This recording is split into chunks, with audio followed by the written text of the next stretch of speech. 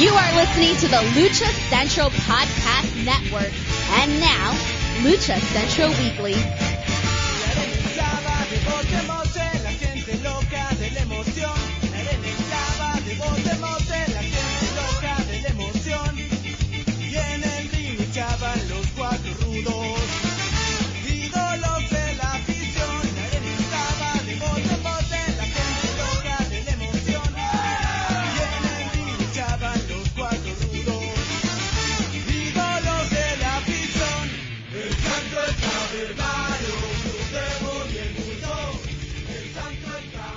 Hello and welcome to another edition of the Lucha Central Weekly Podcast. This is the podcast that lets you know all of the latest happening in the world of Lucha Libre. Each week our team discusses news and events from this past week as well as preview the week ahead, covering Mexico-based promotions and top independents along with luchador-related news from throughout the United States. The Lucha Central Weekly Podcast is part of the Lucha Central Podcast Network on luchacentral.com. This podcast and others from the network are also available on all major podcast streaming platforms, including iTunes, Spotify, Google Play, iHeartRadio, Podbase, Speaker, and more. And don't forget, this podcast is also distributed through our partners at thechairshot.com. My name is Miranda Morales, and I'm one of the co-hosts of the Lucha Central Weekly Podcast. And it is my honor to introduce the rest of the team. Introducing first, he is the dashing one, Mr. Dusty Murphy. Dusty, how are you?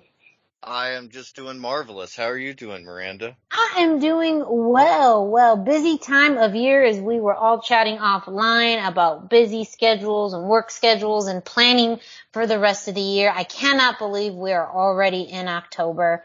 Time flies when you're having fun. It really does. We can't have fun without the third member of this trio, and that's who? Who? It's the one and only Brendan Barr. That's who. Yeah. Let's just say this. Time flies when wrestling is back, because we all remember 2020 crawled. Like, that felt like 5 years ago. January 2020 was just, oh my God. It was forever ago. And now we're here, October 2021. Yeah. Already thinking and planning about the future, already seeing things for 2022. Very exciting. But before we get into that, we got to get through this week, you guys. So let's get started with the road back to shows with Brendan. Heck yeah. Yeah, so like I said, wrestling is back. Mexico is, nobody's made a big news story out of what their color rating is anymore. I think even the government in Mexico is downplaying that system a bit right now. So, we're still having shows. They're going to have fans. We're going to talk a bit about having fans at some shows, and arenas trying to reopen. So let's move on. Arena Coliseo announced they're going to reopen with fans starting Saturday, the 11/6 for weekly shows. And that's just CMLL's secondary arena. I shouldn't say just. It's still one of the most famous gymnasiums for wrestling in the world. But, kind of exciting and interesting. They had a little bit of a press conference, but they're probably going to do more on that as they get closer. So, like I say, we're moving back. The other thing that I had this week that looked really fun, since we have spent many past weeks untangling masks and identities and other things, Cubs fan posted a story about Espectro and his Espectro legacy, and I looked at it and I'm like, goodness, this is a time to bring this up. We have talked many times in the Indie Roundup about Hijo del Espectro Jr., which I have, just like the posters, always shortened down to Hijo del Espectro. But there is also Espectro Jr. 2, who was his mentor. One of the reasons this story came up is because Espectro Jr. 2 is on Facebook and other social media saying negative things about Hijo del Espectro and that they shouldn't be booked and all of this. But I'm going to have to swing back around to some of that. So we're going to start with the first man, Antonio Hernandez Arriaga, was the first man in Mexico to use the Espectro gimmick all the way back in 1953. Very popular character. Those of you who aren't familiar with it, just from me saying the name, it's the green mask with the giant grin and usually like a cane-looking fake wig attached to the top. Yeah, like a black kind of shock wig, and yeah. It kind of looks like a dead face or like a face you'd see on a poison bottle. Yeah. It's a cool okay. mask. It's a classic look. Yeah. And a number of people have worn it over the years, none more famous than Antonio Peña, who was the first person. He actually rented out the name and gimmick from Arriaga.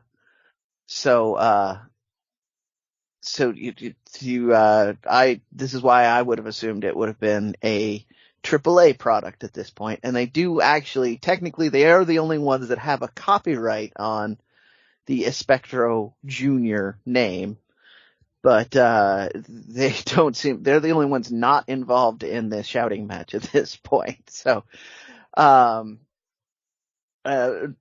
then later, the Espectro Jr. 2 took on the name, and is the person who trained Hijo de Espectro Jr., hence the extra naming. I haven't figured out all of the differences between Hijo or Junior, other than that allows Dr. Wagner's family to have more people with Dr. Wagner's mask on. That's as official and extensive as I have. The Hijo sometimes, Junior or 2 is used sometimes. I think a lot of it is based on what sounds cooler, or what else is available. So again, like I said, that would allow you to have Dr. Wagner Jr., Hijo to Dr. Wagner Jr., as well as Dr. Wagner Jr. 2, which doesn't exist. Wagner Jr. Also an option. That's what I'd pick, like, just for the announcers. Actually, yeah, I don't know. Miranda, you're an announcer. Does that sound better than? Well, yeah, I guess, you just put the emphasis on the second Junior, right? Dr. Wagner Jr. No, that does work I pretty like well. it. See, it sounds good. Okay. Yeah, I'm glad we tested that out. You're welcome, everybody. You're welcome, America. Anyway, so those are the two that are feuding over right now. Espectro Jr. 2 and Hijo del Espectro Jr., who is the indie wrestler that I have talked about, working out of the North quite a bit. He's getting a little bigger in IWRG right now. They're kind of using him in main events. And then this all seems to have come about when someone else attempted to file for a copyright. It looks like it was Hijo del Espectro Jr. that attempted to file for copyright, which led Espectro Jr. to be like, wait, I rented you that name in the first place. But Cubs fans said out loud the same things that were in my head. Like, these are all sound like they're all backroom handshake deals, so I don't think the courts are gonna, even Mexican courts, are gonna take a lot of time trying to untangle this. So I think at the end of the day, what's going to happen is they're going to realize the AAA technically owns the rights, and we will suddenly see a third person wearing the Hijo or the Espectro Jr. or wearing the Espectro Jr. gimmick, and then probably being hated by fans of both of the other two. So we've been having fun with this, with the untanglings of Sin Caras and Mysticos, and I just said the same one, but we've done at least a couple of these, and the story came up. So I thought I would share with you guys, but that's what I had on my road back to shows. We were talking off air. Things were a little chaotic this week, so I'm just keeping it fun and quick. Well, with that, we always pair the road back to shows with the indie roundup. So do you have any indie roundup news for us? I do have a couple of them. We had a Crash show with some big names on it. This was on the 8th at the Auditorio de Tijuana. Real quick, for the first one, you had Terror Azteca, Torito Negro, and Toto against Kamek C, Proximo, and Scalibur. I didn't even see this match, so it's a rematch. If you've been following IWRG, or following the Crash, I mean, so used to IWRG, you probably have seen this matchup before, as the talking heads are call it hot spotting it, but I haven't seen it, so I can't say a whole lot on it. Here's an interesting one though. We had Black Danger, Dinamico, and Super Beast against Aramis, Destiny, and Funny Bone. Now, so there's some American names in there. Super Beast and Funny Bone on either side of the match. You also have Black Danger, who has come to America and done a lot of indie dates, including Expo Lucha. You had them square off. They did an angle where Funny Bone and Super Beast got added to the match at the last minute. I want to see how that played out, but this sounds like a fun one for fans of the indie and lucha scene there.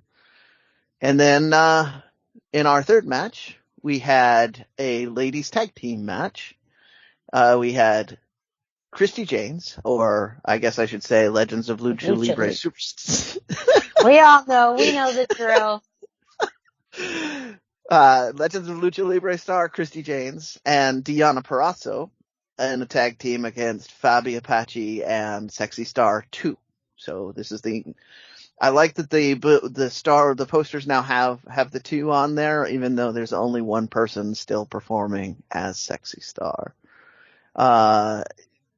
Christy Janes and Diana Perazzo wound up winning this one, which again interests me. Just seeing that result makes me want to know how that happened, because you have Fabi Apache on the other side. Like, how does that happen?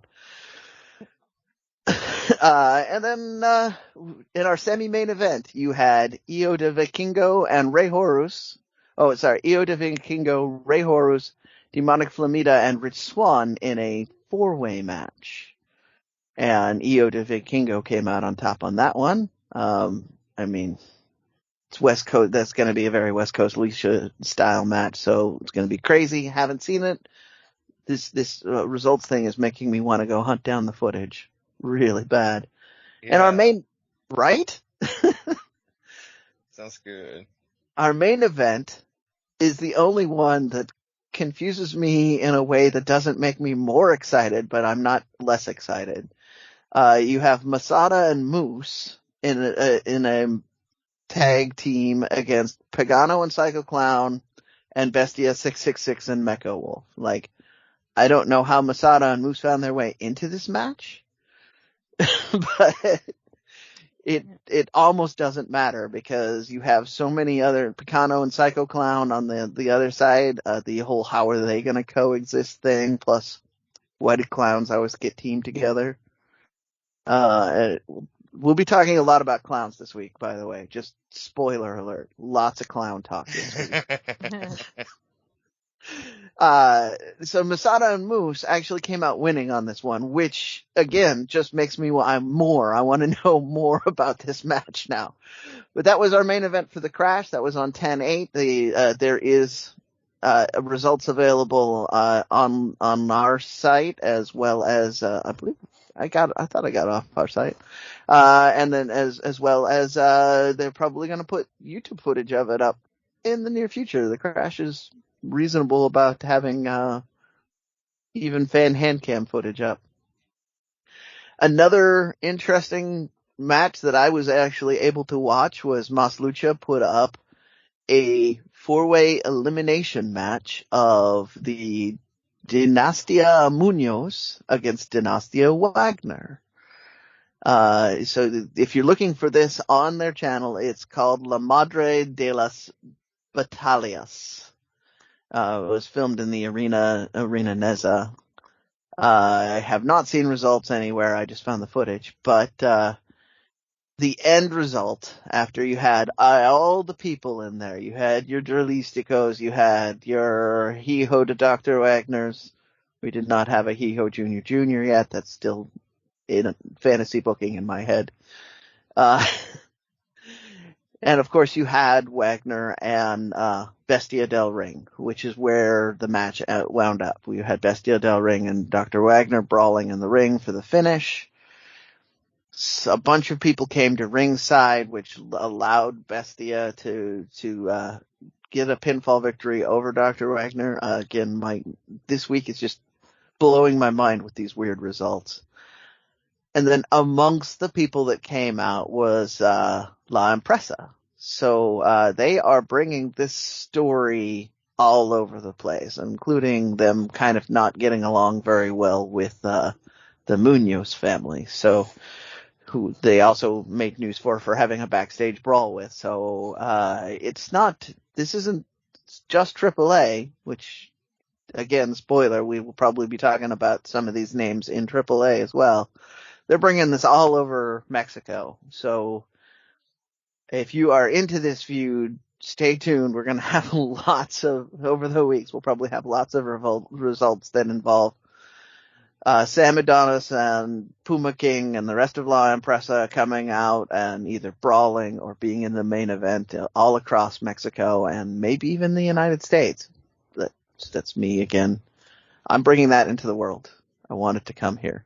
I will fly somewhere to probably see that. But that's my indie roundup.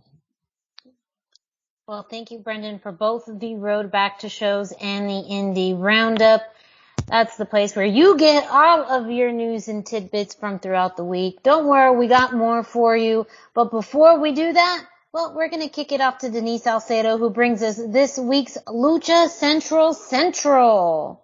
Why should you visit thechairshot.com? Thechairshot.com is your home for hard-hitting reviews, news, opinion, and analysis with attitude. Why? Because you're smarter than the average fan. Thechairshot.com. Always use your head. Hey everyone, it's Denise Salcedo here in Lucha Central with a reminder of where and when to catch all of the great network content this week. Get the full lineup and listen to all of our shows in the podcast network section of luchacentral.com. On Tuesdays, Mass Mats and Mayhem takes you inside the world of Lucha Underground as they take you weekly through the series with the benefit of hindsight and the benefit of special guests from the groundbreaking series. Check out the premiere video stream every Tuesday at 2 p.m. Pacific, 5 p.m. Eastern on the Lucha Central YouTube channel and at luchacentral.com. Then listen to it on your favorite podcast platform every Wednesday. Tuesday nights live, it's Wrestle Boss, where Fabi Chulo talks MMA and pro wrestling with special guests and listener call-ins. Visit WrestleBossLive.com Tuesday nights at 7 p.m. Pacific to listen live or call in with questions or download the show on podcast platforms on Wednesdays. Wednesday nights live on Facebook, it's Spanish show La Mesa de los Márgaros, giving you both the news and the chisme from around the lucha world. Special guests and a whole lot of fun make it one of the most talked about shows in Mexico. Thursdays, it's Straight Out of the Bodega with Papo Esco and PWR promoter Gabriel Ramirez as they have guests from throughout the wrestling world pull up to give an inside look into their careers. From indie standouts to television superstars, each week brings a new name and perspective. On Friday, it's your double dose of Lucha Central Weekly podcast, one in English y el otro en español. Lucha Central Weekly is where you'll find all the top stories of the week, both inside and out of the ring from Mexico and anywhere luchadores are in action across the globe. Be sure to subscribe and follow all your favorite Lucha Central Network series on your favorite podcast platforms, either by their own series name or subscribe to the Lucha Central Podcast Network show pages to get all of the shows in one easy feed. And please consider giving a rating to help more fans find the shows that you love. For now, this is Denise Salcedo signing off from Lucha Central. Have a great week. Lucha-Masks.com by Pro Wrestling Revolution, bringing you, in partnership with Masked Republic, the Lucha Brothers, as well as Japanese legend Ultimo Dragon. Go to lucha-masks.com and fight Lucha Strong with masks from your favorite lucha legends and Pro Wrestling Revolution luchadores. Stay safe in style and represent your favorite luchador. Get yours now at lucha-masks.com, powered by Pro Wrestling Revolution. A big thank you to Denise Salcedo, each and every week letting you know what's happening throughout the Lucha Central Podcast Network. So, first big promotion we're going to be talking about, you got to know, you must know, and if you know, well, you're going to know, and that is AAA. So many clowns. So many. We're going to be talking about AAA Heroes Immortales show that happened this past weekend. Dusty, go ahead and take it away. Yeah. First, we'll run down the results, then we'll give it a little discussion. First up was the 9-person. It had been scheduled and announced as a 12-person, but we got a 9-person Copa Antonio Pena match.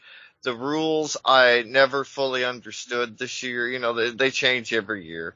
But this year we had Pimpinela Escarlata defeating Mamba, Aerostar, Sexy Star 2, Dave the Clown, Kira, Viano 3 Jr., Aries, and Argenis. Second match of the card was the Trios No Disqualification match between Nueva Generacion Dinamita, El Cuatrero, Sanson, and Forastero when they defeated El Poder del Norte, there we go, Tito Santana, Carter Brava Jr., and Mocha Cota Jr. The third match on the card was the tag team match for the AAA World Tag Team Championship. Lucha Brothers, Phoenix and Penta defeated Los Jinetes del Aire, Io del Vikingo, and Laredo Kid. And then after the match, there was a little show thing, a little spot we'll mention later in the discussion. And the fourth one was La Empresa, Puma King, Sam Adonis, and DMT Azul defeated Los Psycho Circus, Psycho Clown, and Murder Clown with Dave the Clown. And we'll get to him later. So, Heroes Immortales, yeah, great show. It really brought the heat this year. I thought it personally was a better show than Triple Mania, maybe. And, I mean, it was that good. I definitely was having that discussion in my head. Like, did I like this better than I like Triple Mania? I can't decide. I need to rewatch Triple Mania, but like. Exactly. That's exactly where I am. But yeah, this was good. Yeah, the fact that it's in that conversation means it was really good. Just real quick, I don't know that we need to say a lot about it, but the NGD Poder del Norte match was interesting to me in that clearly NGD was supposed to be kind of the bad guys. But yeah. I had trouble rooting for Poder del Norte. They kept wrestling like the Poder del Norte I've hated for years. Yeah.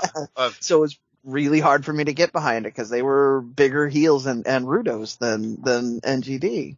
They were, yeah. This was a great show. We had Laredo Kid in it again, much like Triple Mania. Match of the Year contender, much like Triple Mania. This time it was Lucha Bros at Vikingo with them. We got that dream match Brendan was talking about, Nueva Generacion Dinamita, Poder del Norte. First up, we had the Copa Antonio Pena. We had Piero as a ref, so I instantly knew that even though I didn't understand the rules, it wasn't going to make any sense anyway. And even if I had understood the rules, it wouldn't have made any sense. So that was all right. And they really followed through with that. Like I never quite understood. Mamba had an extremely strong run through the match, eliminated almost all of the competition before losing to longtime rival Pimpinela Escarlata. I honestly thought Mamba was going to win. I did too. Such a strong run. I mean, so cool.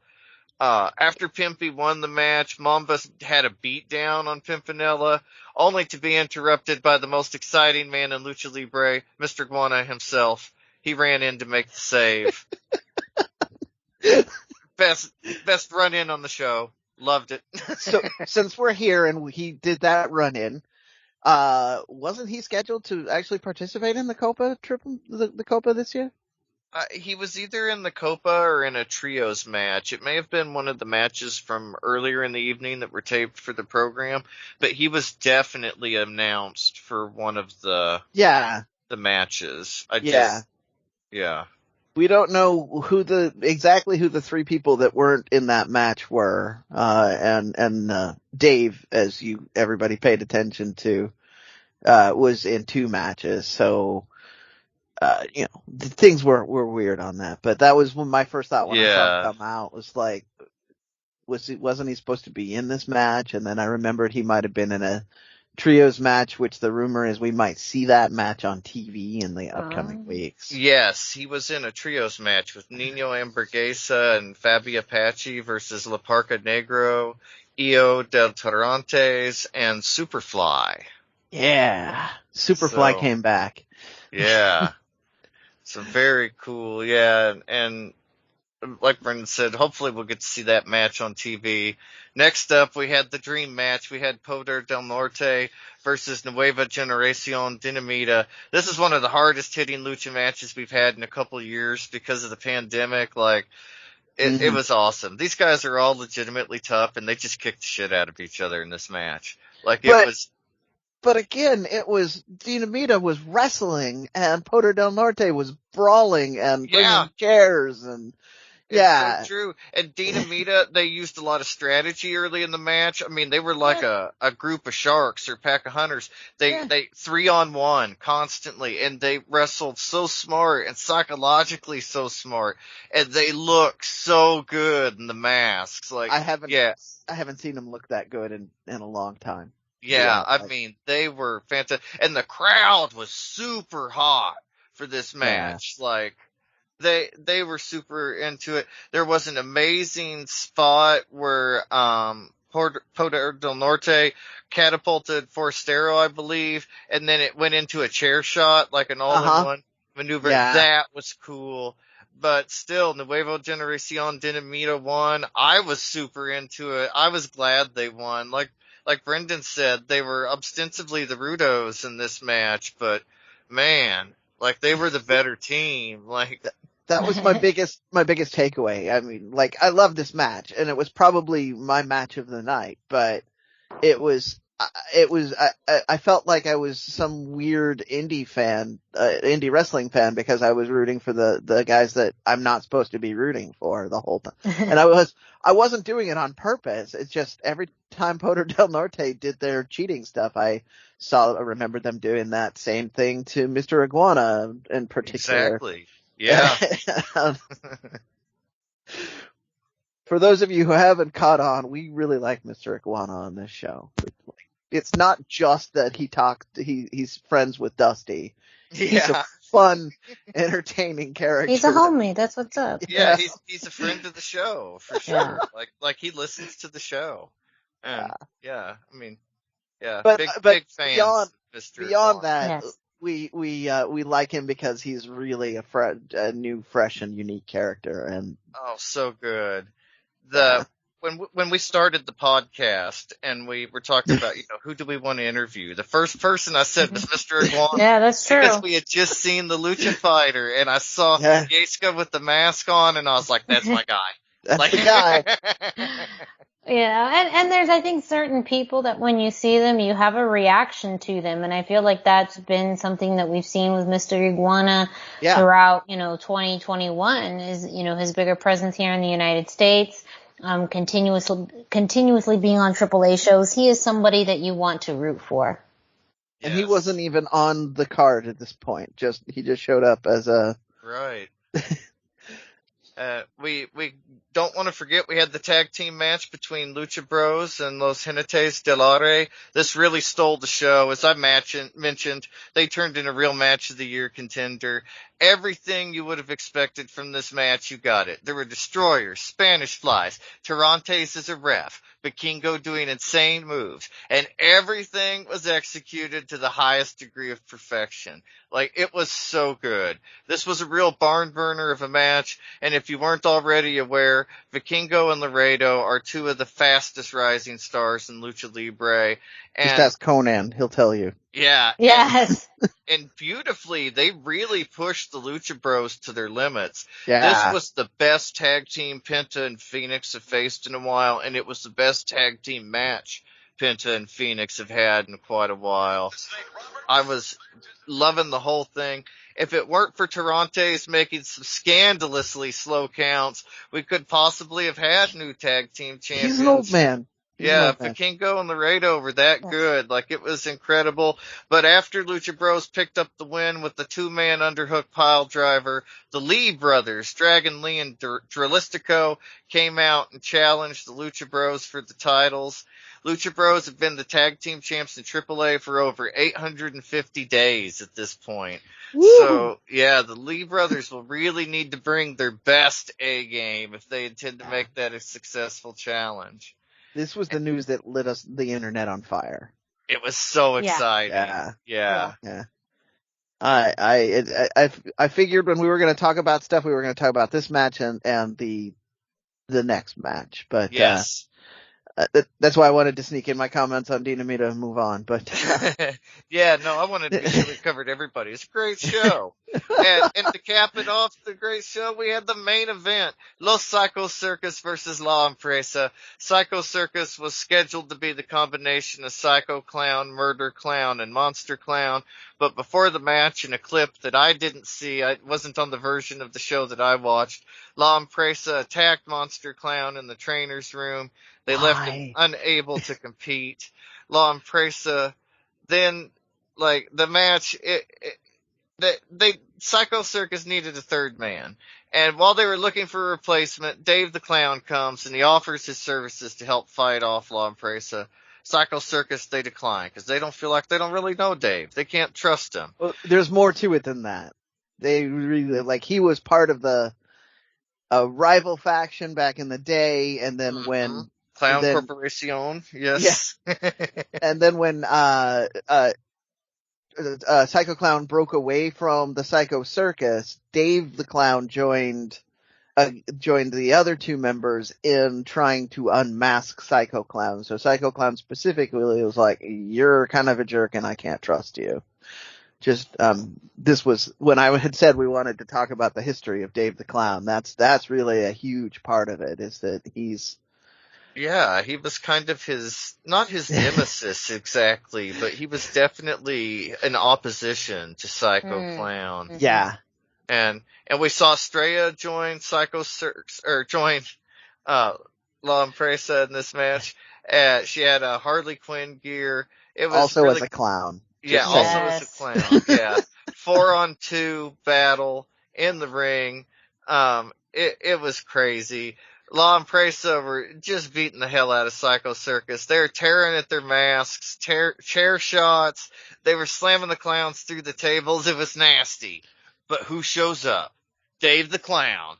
That's right. They turned him down. They tried to keep him down, but he showed up anyway to prove his allegiance to Psycho Circus and AAA. And that was what Psycho Circus really needed. At that point, they rallied. And then, after the rally, Murder Clown and Psycho Clown escaped the cage, and they left Dave down there all by himself to get triple teamed by La Empresa. You make it sound like they did this as like a big heel turn. That's not really how this played out. And that's true, but also, like, when you say it like that, too, like, not just when you say it like that, but when you say it out loud, yeah, it's like, you left the homie there to fend for himself. Well, which is what all the comments that I saw on the internet at first. It was really weird to watch this real time just on social media, because that's what everybody's like, and then Psycho Clown and Monster Clown peace out, or Murder Clown, I mean, just peace out. They all say that, and I was like, that sounds really weird. Like, Dave showed up to do, but when you watch it, what happens is the tide turns. Psycho Clown looks around, sees nobody moving, says, "This seems like a good time to try and win the match." Yeah. And the same thing happens with Monster Clown. He beats a few people down, realizes he has all the time in the world to get out of the ring. So then they look in and they realize, that's not Monster Clown, that's Dave the Clown. Maybe we should have stayed in there and helped him get out, because... Well, they should have, because he got triple teamed by La Empresa. They whooped up on him. Sam Adonis escaped the ring. It wasn't even mostly to try to win. It was just so he could hit Psycho Clown and Murder Clown with chair shots. Like, yeah, that's all he wanted to do. And then they assist Estrella. And so she was kind of trying to fight Murder Clown and Psycho Clown on her own. Outside the ring. Yeah, Well, outside the ring, like on the other floor. two were still beating up Dave. Yeah. So Sam Adonis runs in to even up the numbers and get in some chair shots, and Puma King, TMT Azul, they handcuff Dave to the turnbuckle. Unnecessary. Yeah. Then they snatch his mask and play soccer with it in the ring. And again, the imagery of that was huge for me. Yeah. So Dave has this all white mask that was now stained red with blood. Yeah. Yeah.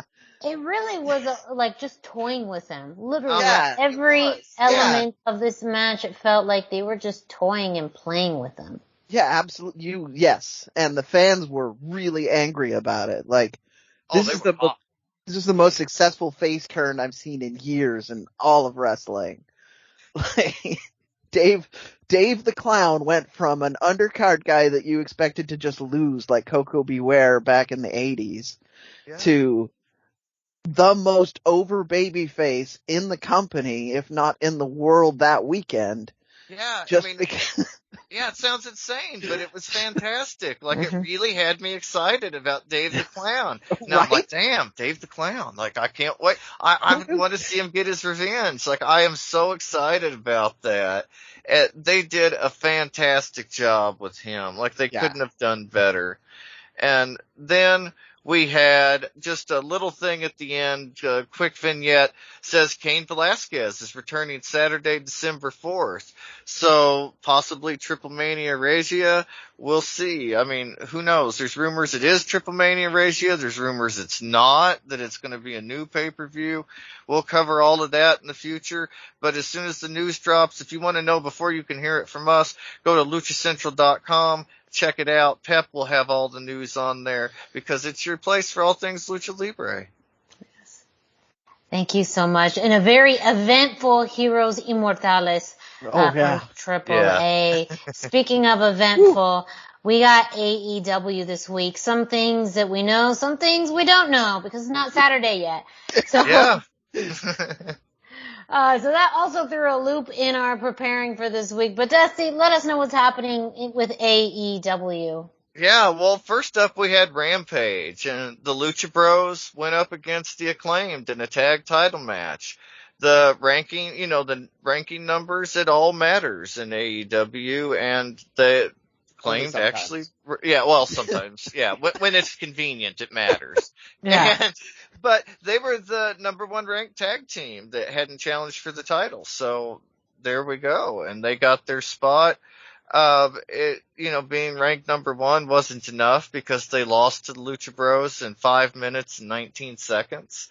There wasn't a lot of drama in this match, but the work itself in the match brought the excitement, and it was a great 5 minutes. It highlighted both what makes the Acclaimed a great and strong tag team and the Lucha Bros a great and strong tag team, and it really made them look good before their Heroes Immortales appearance. Yeah. And it'll play, we'll preview next week's, but it'll play into all of that, coming up.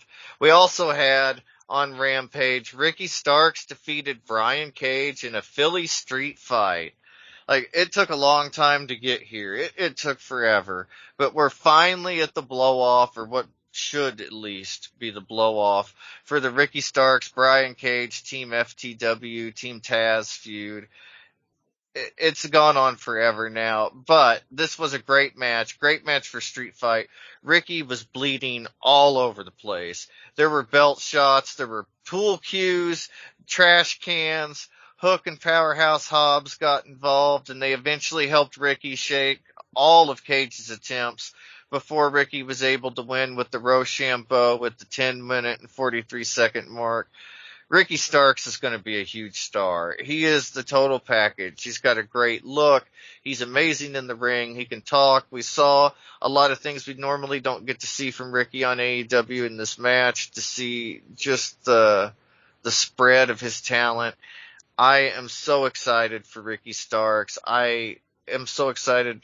The move from NWA to AEW, Thunder Rosa might have had the best move, but Ricky Starks is a real close second. It's a photo finish, honestly, between the two of them. And so good. We didn't really have anything on Dark Elevation or Tuesday Dark this week that was lucha relevant. And if you tried to watch Dynamite this Wednesday, you might have wondered why everybody looked like Chris Jericho's dad, because Dynamite was preempted by the NHL, and it will run on Saturday for the next 2 weeks. We'll cover the first episode on next week's show, but in the meantime, there's been a lot of speculation after Heroes Immortales that the challengers this Saturday for the AAA tag titles against Lucha Bros, who could it be? Could it be the Libros? Are these Andrade's friends? It opens a forbidden door if they come in, the Ring of Honor thing. But what does that do for Andrade? I don't know if this is the beginning of him being kind of the boss of his own trio, but it kind of feels that way. It feels like trios are going to be a big thing coming soon, and the Death Triangle thing, he really wanted to take over that spot if it was at all possible. Pac spot, now it feels like, that he might have the Pac spot in his own trio, and if he could bring in Dragon Lee and Dralistico, kind of open that door between Ring of Honor and AEW, it would really be a big deal and an exciting deal. And the other big news to come out of all this is that AEW wants to book the AAA tag titles as kind of their secondary tag titles, or maybe the mid-card tag titles within AEW for a while, and have the titles defended and possibly by some unique teams in AEW. So that could open up a lot of interesting doors. And conversely, it could send a lot of interesting talent to Mexico. As shows are ramping back up again, it would be very exciting for people to, not a territory necessarily, but get to work in, Mexico, get to work Japan or whatever, get to work these places in a system through AEW. So there's a lot that could happen based on these tag teams that is incredibly exciting. And, as news comes out, like I say, we'll cover it next week. If you're in the Facebook group, we drop a few bits of news and bits and pieces here and there. I've got some information about Lucha Underground. Where are they now? I'm going to drop in the group this week. But we will also have the winners and losers and who debuts. Everything will be covered in the Facebook group, Lucha Central Weekly News. So check that out. Also check out luchacentral.com. And next week we will bring all of that news to you. I did want to touch on the rumors about the Masked Men thing real quick, because everyone is speculating it'll be the Lee brothers. I did say last week that does seem a little harder because ROH has a TV deal and ROH has not actively participated in this. But there are still talks of other teams popping up, maybe AEW centric teams. I don't remember off the top of my head. There was another really good program that was listed. That's not the Good Brothers. But there was, I was stalling for a second trying to think of it. I was going to say, I know there was a random, speculation out there that it could be who used to be the Authors of Pain in NXT. Yes, that was one that, was circulating out there as far as a possible team. There was a Lucha team as well, and I'm not remembering off the top of my head. So, the good news for you is that we will all know soon who it is. I just wanted to create more hype around this and point out that if you're not a fan of the Lee brothers, then, there's lots of other exciting mass possibilities that could also still be. Yeah, there's a lot of interesting choices. And we could even see Laredo and Vikingo come back and want their rematch. Yeah. I mean, there's a lot going on. Kenny Omega is allegedly very high on Vikingo, and, wants that singles match with Vikingo. And the rumor was at one time that he had said that the only person, he would be willing to drop the title to at that point was Vikingo. If they wanted him to drop the title, he would drop it to Vikingo. So Kenny being an executive vice president and that much interest, if AAA, was more interested in him as a tag guy right now or didn't want him being a singles guy right now, it doesn't align with their plans. This would be a great way to get a lot of eyes on them and bring those eyes back to Mexico. So there's a lot of interesting choices we could see. But yeah, like Brendan said, we'll all know what it is Saturday night. It'll be on luchacentral.com. It'll be on the Lucha Central Weekly News Facebook group. It'll probably be on our social medias. So check it out. All Maybe of those just places. a little. Yeah. Well, there you go. That gives you all you need to know for this week's AEW. Up next, we have NXT, and there was really one must-see match that Lucha fans needed to see this week in NXT, and that was the main event of Santos Escobar versus Isaiah Swerve Scott for the NXT North American Championship. And this was the last time we were going to see these two together in a ring after a year of feuding, almost a year plus of feuding. This was the match we were going to get to truly determine who was going to be the NXT North American champion. Now, again, the stakes were high because Isaiah Swerve Scott was drafted along with all of Hit Row to SmackDown. So this was their last appearance on NXT television, at least for now. Earlier in the night when the show began, Legado del Fantasma attacked Hit Row. B-Fab and Top Dollar were accompanying Isaiah Swerve Scott to the building. They were kidnapped, so Isaiah Swerve Scott was absolutely alone in this.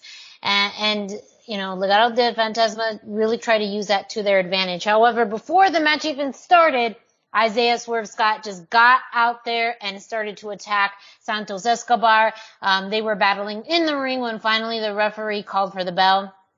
And the first thing that Santos did, which, again, him and Legado do very well, created space, rolled out of the ring. And Isaiah Swerve Scott took pretty much the lead in the match fairly early on. He was super aggressive. You could see that, this personal attack on Swerve and Hit Row really hit him as far as really channeling that aggression to Santos. Eventually, Santos was able to catch up, doing a beautiful suicide dive through the middle ropes, hitting Isaiah Swerve Scott right towards the announce table. Really big impact. But even before that, he had really a beautiful dive of himself, Isaiah Swerve Scott, onto Santos Escobar. The momentum kept going back and forth in the match. At one point, Isaiah Swerve Scott removed the padding off of the turnbuckle, not the actual turnbuckle, but the metal part that attaches the turnbuckle to the post. And so that plays a role in it later on. But Isaiah Swerve Scott was going to hit a 450 splash, but then Santos Escobar put his knees up. Both members of Legado del Fantasma, as far as Joaquin Wilde and Raul Mendoza, ended up coming to the ring to cause a distraction. However, Carmelo Hayes and Trick Williams popped up and made the save and to help even out the odds. From there, there was, I think, Isaiah Swerve Scott whipped Santos into the corner where the exposed turnbuckle part was, hitting Santos really good in the head, and that allowed him to apply his finishing maneuver, the JML driver, for the win. But that wasn't it. So for a few seconds, you thought that Isaiah Swerve Scott was going to be taking the NXT North American Championship to SmackDown. However, Carmelo Hayes and Trick Williams came into the ring to help Isaiah Swerve Scott celebrate. And then we got the swerve, and that's Carmelo Hayes drilling him with a clothesline and cashing in his contract that he won in the breakout tournament, and ultimately winning that match to become the new NXT North American champion. So in the final match that we see, in a match that we really did think was kind of a steal for Santos as Swerve is now leaving, they really did hit us with a swerve in Santos losing that match and now having the title on Carmelo Hayes. So much anger. So let's talk about this for a second. So what are your thoughts on, one, let's get started. This is how the Hit Row Legado de Fantasma feud ends. Yeah, with a clean win over Santos so that they still have no momentum even though they're supposed to be the one staying behind. Mm-hmm.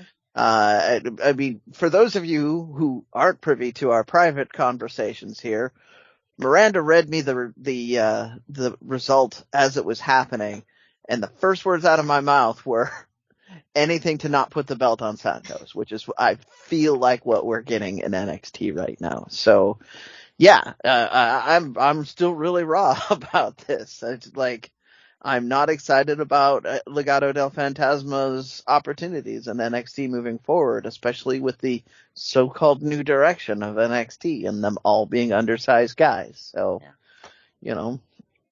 It definitely hits a little hard. I mean, the feud now is a little anticlimactic. Again, in our heads, we had all these ideas and thoughts of how they could really close this feud out. Mm-hmm. And it ended up, granted, I could see why they ended with just Santos and Swerve, because that's how the feud got started, with Santos and Swerve. So I can appreciate that. But the fact that, even if it was through a cheating kind of mechanism or not a super clean way of winning, Santos still lost. Now, it does make sense now that you do have a contender or you have Carmelo Hayes as the new North American champion, that does line up Santos to be your next kind of natural competitor for this.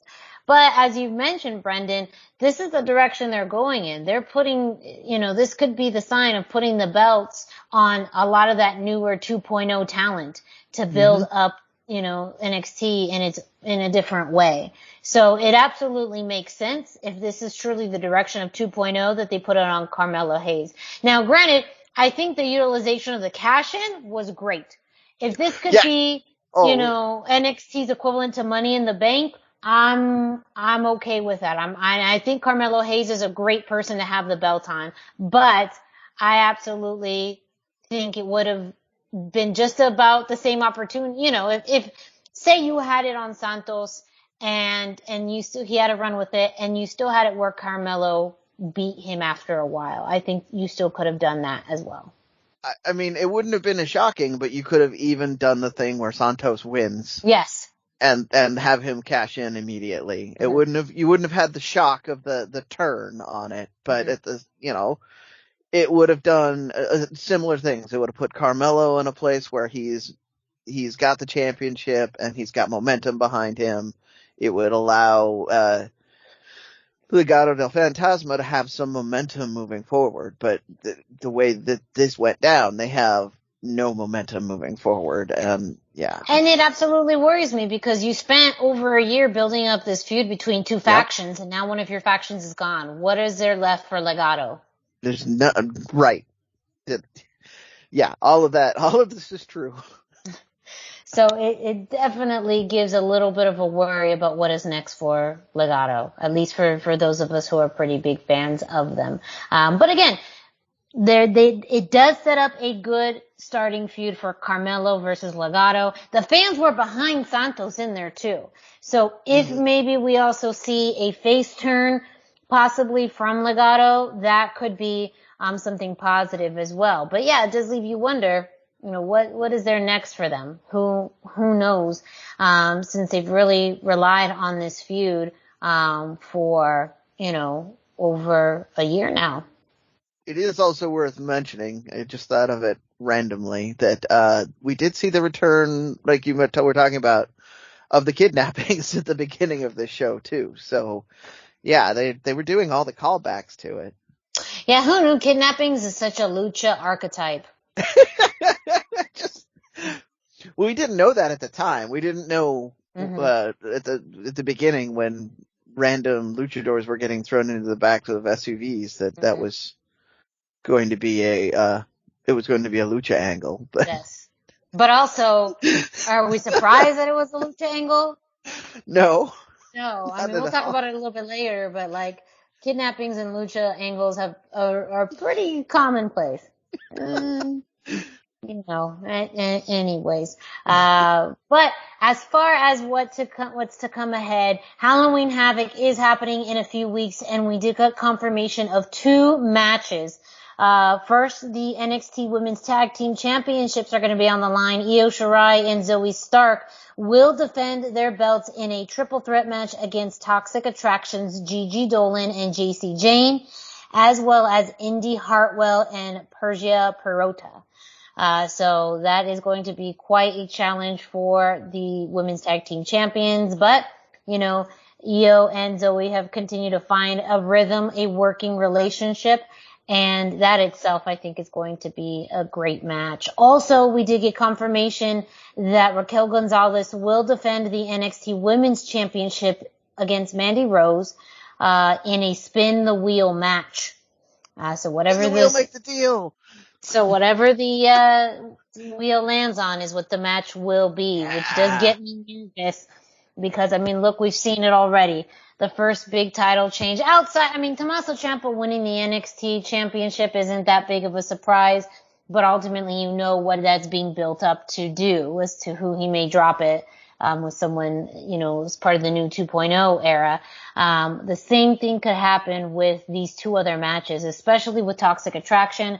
They have been a kind of a focal point within 2.0 television, and I think that they would definitely try and put all 3 belts on each member of Toxic Attraction, which would feel very kind of not anticlimactic, but when you think of the lineage, and this is not anything against Mandy Rose, absolutely not, but truly when you think of the lineage of the women's championship and everything Raquel did in 2020 to build herself to this contendership, it does almost feel like, just kind of a sigh of, if Mandy Rose is the person to beat her. However, again, the women's division has changed, and the same competitors that we've seen over the past, 5 years really are not the people we have in NXT now. It's a new NXT for real. Like the 2.0 branding is almost necessary. Yeah. It makes me sad, but it's not my show anymore, that's for sure. Well, if Raquel Gonzalez loses the belt, or can we finally get her and Elektra Lopez in a tag team? And then... stop teasing me with good ideas. I know. That will never happen. I like that. Right? They would be some boss ass. Yeah. La Diabla y La Madrina. Damn, they would fuck shit up. Yeah. I love it. Right. I dig it. If you'd said something like that 3 weeks ago, I would have been all excited because I would have still believed it's possible. Yeah. But no. And then Mandy Rose wins, hopefully for Frankie Monet to get another shot. Yeah. That would be a good feud. I can see those 2 doing a lot of good things together. Yeah. Well, and they're both remarkably strong women. Yes. Yeah. Exactly. Such a cool physical match. And I think that it would really help elevate Mandy to have a really strong physical match. With somebody who's got as much experience as, let's be honest, that's what her role really is in NXT right now. She's there to make their talent look really good. That's what she, and I'm okay with that because she's really good at it, but it means I get to enjoy the matches on the way because in order for them to look good, she has to look good too. Well, that is this week in NXT. Don't forget to get your NXT results on luchacentral.com, your source for and your place for all things Lucha Libre. With that, we are going to jump to this week in Lucha Libre history with Dusty. Yeah, that's right. It's time for This Week in Lucha Libre History. Be sure and check out luchacentral.com every single day for This Day in Lucha Libre by Pep Carrera. He's got information on their birthdays, anniversaries, matches of the day, amazing videos, and even more. And it's all about Lucha Libre at luchacentral.com, your centralized place for all things Lucha Libre. This week we chose October the 17th, 2008, when Marco Corleone won Lismark Jr.'s hair in a hair versus hair apuestas match at the Arena Mexico in Mexico City. Marco Corleone is an interesting character. Mm-hmm. You may best know him from his appearances with WCW and WWE as Mark Jindrak. And he was actually the original choice for Batista's spot in Evolution. So, I mean, he had quite a pedigree, no pun intended, before he got to CMLL. But with us, at least, and with a lot of people, he's equally as famous, if maybe not more famous, for his work with CMLL. It lasted longer. He used the name Marco Corleone there. He was a World Heavyweight Champion, a World Trios Champion in CMLL, and he was a WCW World Tag Team Champion. He left WWE in July 2005 and started working for CMLL in late 2006 before being fired after being banned from arenas for pulling down Shocker's tights in a match against each other in a display of rudo showmanship. Which is, that's like a great fact. I have so many questions about that. This is not the time, but there's so many questions. Shocker got banned from a lot of the same arenas, and that's when he went in at the time. Like, it was a big deal. Yeah, it wasn't just they got rid of the American, who, by the way, still lives in Mexico. Yes, Yes. He lived in Mexico. Yeah, just so people are aware, it wasn't just a job for him, it became his life. Well, I'll talk about that when I talk, but keep going, Dusty. After he left CMLL because of that, he joined AAA and Perros del Mal when they were on the way up, just slightly before they were the coolest thing in the world, before going back to CMLL in 2011, where he stayed for the next 7 years, including wrestling his final match to date on March 23rd, 2018 for CMLL. He retired as CMLL World Heavyweight Champion on August 22nd, 2018, when he vacated the title due to injury, and then that also confirmed his departure from CMLL. He hasn't wrestled since. Hopefully, we'll see more of him. He always talks about a comeback, so he doesn't to be permanently retired, so hopefully we'll get to see more. And he's smart, you give people enough time, and then you're so excited to see him come back, and if they're at least as good as they were before, which I think he could be, I mean, it's a very exciting thing to have them back. This was a hair versus hair apuestas best of 3 falls match. It was the third and final apuestas match of Jindrak's career, and it took place on a CMLL regular Friday Viernes show. Yeah. And what's interesting is even though Lismark Jr. is clearly the Rudo in this match, the crowd was behind him and they were against Corleone because they had that jingoistic national pride, they weren't going to let an American win that apuestas match. And in a super Rudo move in the third fall, Lismark Jr. was able to get his hand on the rope for the break, but referee Tigre Hispanico, he never saw it, and declared Marco Corleone the winner in a controversial finish that really turned him heel. It was incredible. Brendan, what did you think of this match? Well, I mean, so you touched on the thing that stood out to me was it was a regular TV match, but based on the crowd energy, the presentation of the match, it was obviously a big deal. When the first time I watched this, I didn't know any of the background story. I just watched this as a Raw match. And within 30 seconds of the match starting on the footage we watched, I knew this was a big deal. I knew this was a proper apuestas match that probably had a year long or more build up, and the fans were really into it.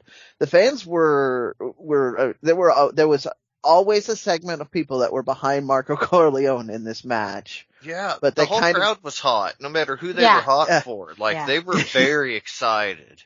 and it did feel like it was a switch at the end where Marco Corleone became a lot more babyface by the end of it, and because they were cheering when he hit his big moves and all of that. But I wanted to take. I had also done notes on who Marco Corleone is and why he's a big deal. American fans would also have had a chance to see him on MTV's Lucha Libre USA as Marco Corleone. Yeah, that was a cool show. It was, it was less seen than a lot of things, but that was him, I believe, in a AAA gimmick at the time coming up as Marco Corleone. And it was a no-brainer because he speaks perfect English. So, but I liked that. And he went all in on becoming a luchador and lucha libre. Like he studied the art form. He did soaps while he was down in Mexico. He did some of the TV shows down there, but learned a little. He's still down there, like I said. He's making a living somehow. He has photos of being married. His marriage happened in a cathedral with Fray Torment presiding. And again, those of you who haven't talked to me in person, anytime Nacho Libre comes up, I mention Fray Torment. Because I'm like, if somebody says that, I'm like, it's based on a real person. And I pull out a picture of Marco Corleone being married by Fray Torment on my phone. Because, like, it's the coolest image to see two very white people being married by a pope in a lucha mask. That is how I describe the aesthetic. I believe he's it's cool. Yeah. He's not really a pope. Those of you that are members of the Catholic Church, don't get upset with me. That's how you can describe the aesthetic. Cause it was in a very religious garment.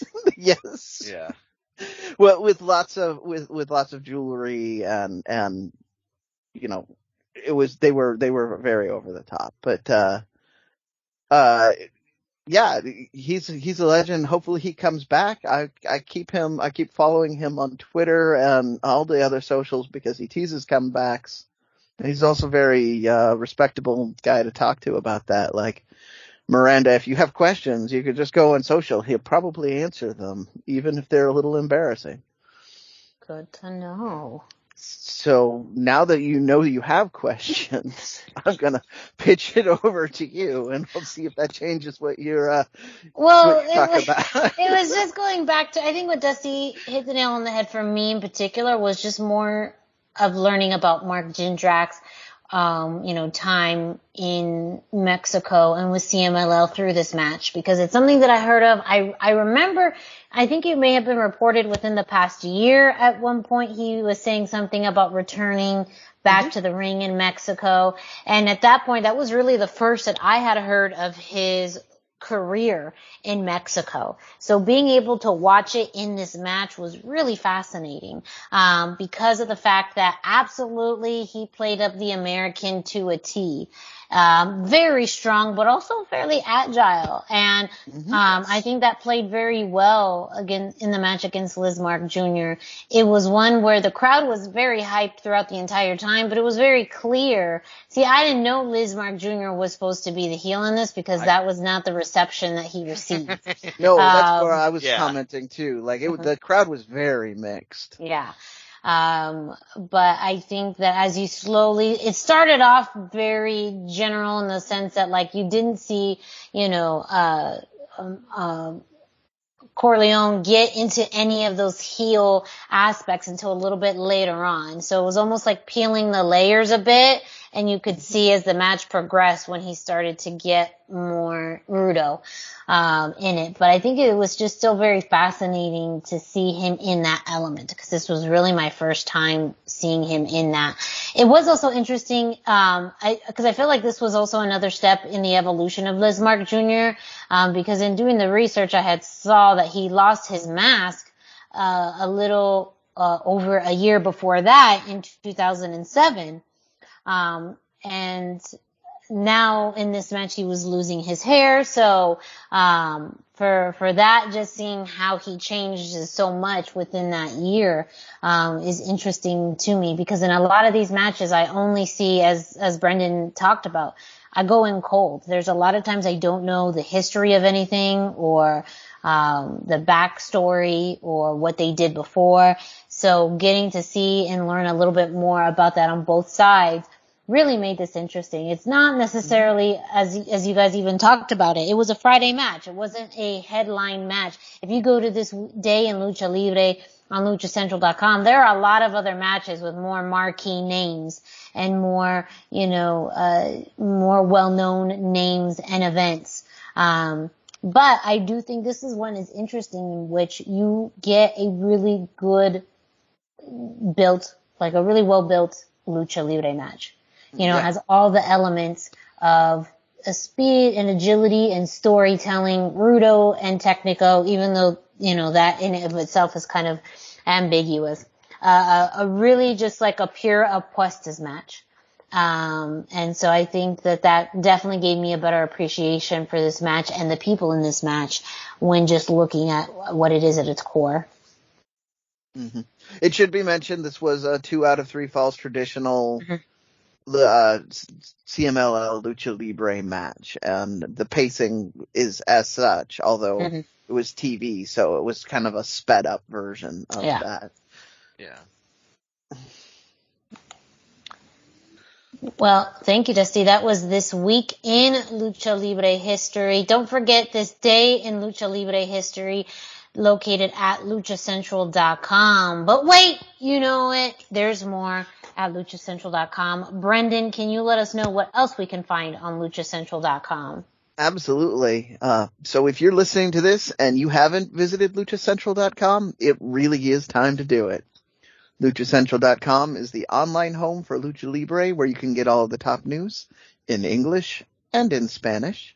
Find the best curated video content and original content not seen anywhere else. Find when Lucha Libre events would be happening in your area. Find photo galleries from top photographers covering Lucha Libre around the world. A place to have your voices heard, from weekly polls to annual awards, seen and read by top executives in all of the major Lucha Libre promotions across the globe. And on top of all of that, it's free. Come on, people, free. LuchaCentral.com, your centralized place for all things Lucha Libre.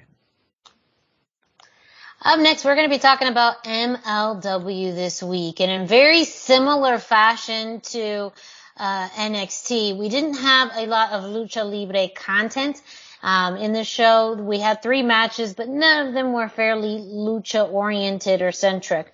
But really the big news coming out of Fusion Alpha this week is the vignettes / expose that we received from one Cesar Duran, as he prefers to be called Cesar. And this came in a few different ways. So we had some general backstage vignettes with Cesar Duran.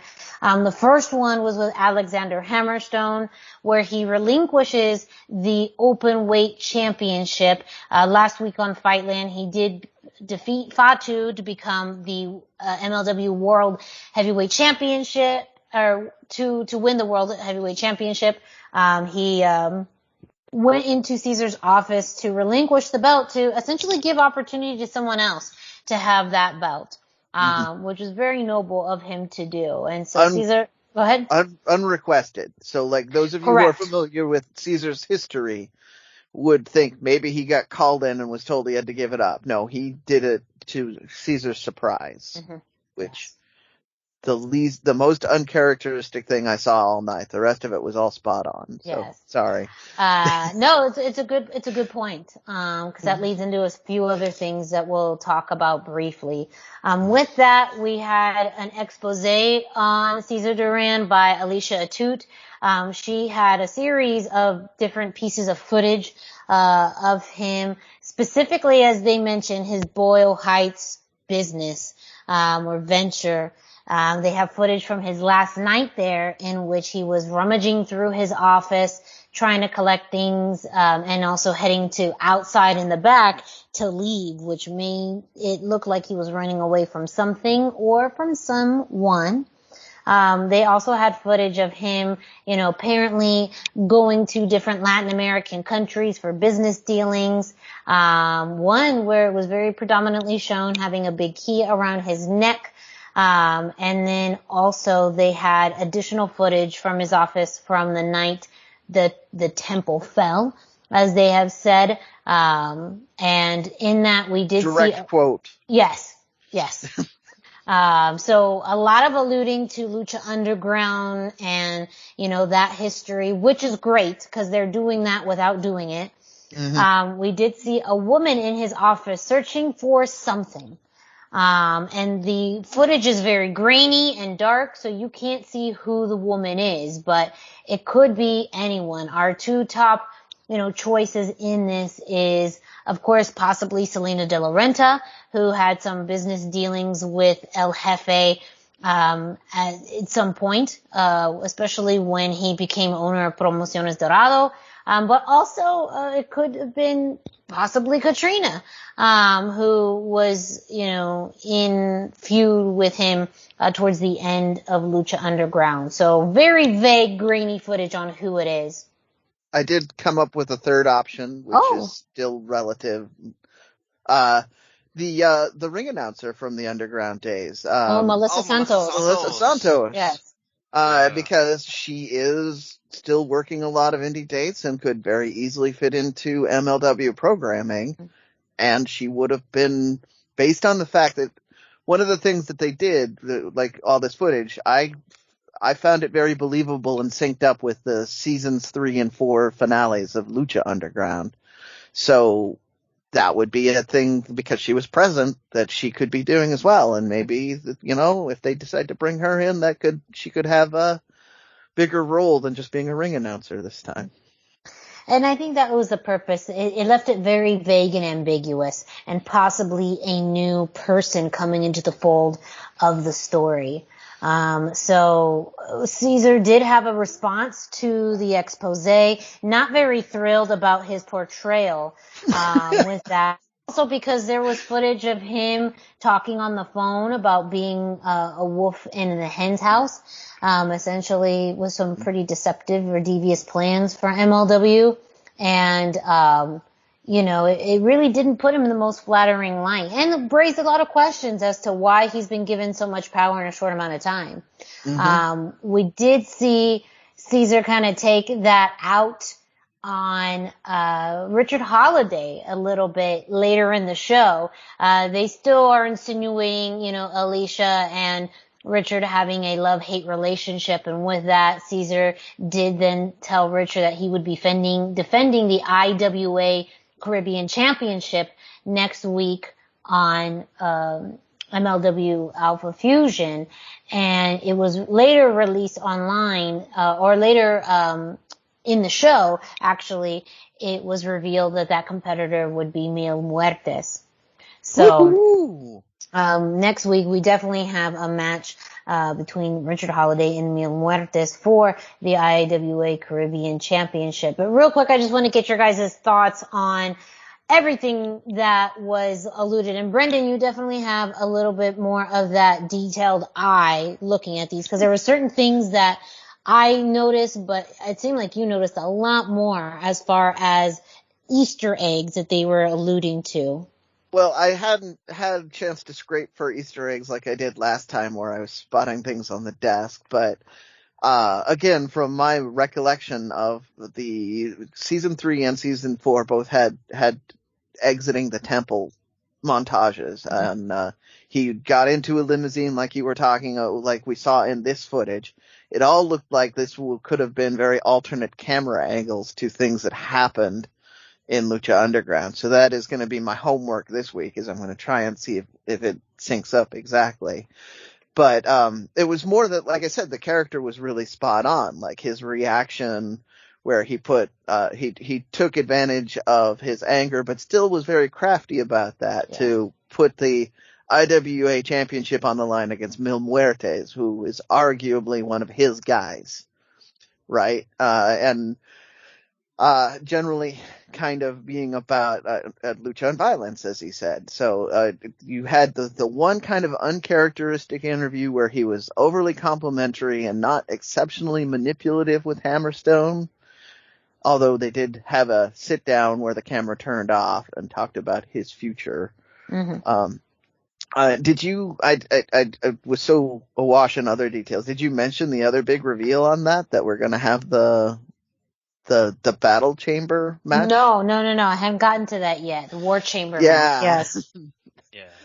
Yeah. Which was why they sat down. But, so that was where I was at. It was like, it felt like I'm still seeing scenes of, El Jefe manipulating the scene, and I felt like we could go right to a Lucha Underground match out of any of those segments. Yes. We didn't this week, but I mean, we'll get more of that feel next week, I'm sure, since Mil Muertes is already guaranteed to be there. Mm-hmm. So, and this is what we were wondering and curious about, as far as if we were going to, how Azteca Underground was going to evolve, what was the tie-ins, if there was any, to Lucha Underground, what was this going to look like.